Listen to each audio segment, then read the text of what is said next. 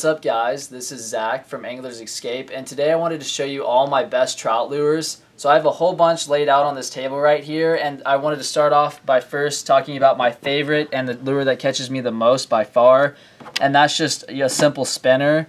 Right here are some Blue Fox spinners that I got, and these are by far my favorite. At the end of the video I'll post a video of me reeling in a lot of rainbow and brown trout with these spinners. And I got 5 of these spinners for $5 at Walmart. Again, they're Blue Fox. They work wonderful. I got some other spinners right here, which really, they're kind of an off-brand. And Blue Fox is an off-brand too.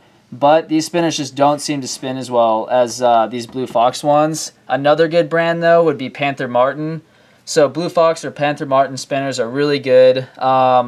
Here's another type of spinner with a plastic there, and it kind of resembles a small trout.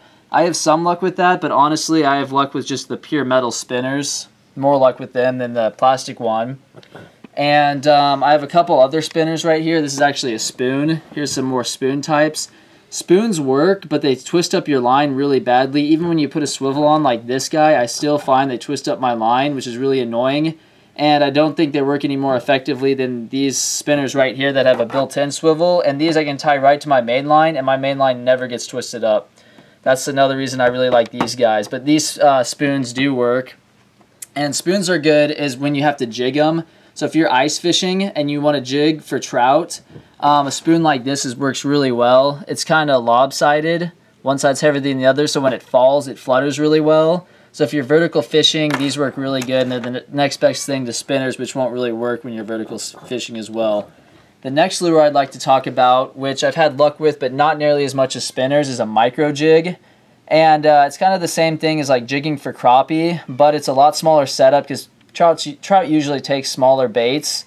And what you want to do is just get a bobber, a little indicator, and put this like a few feet under that bobber and just kind of twitch your bobber every once in a while, like maybe every 10 seconds, and just let this guy just flutter up and down a little bit.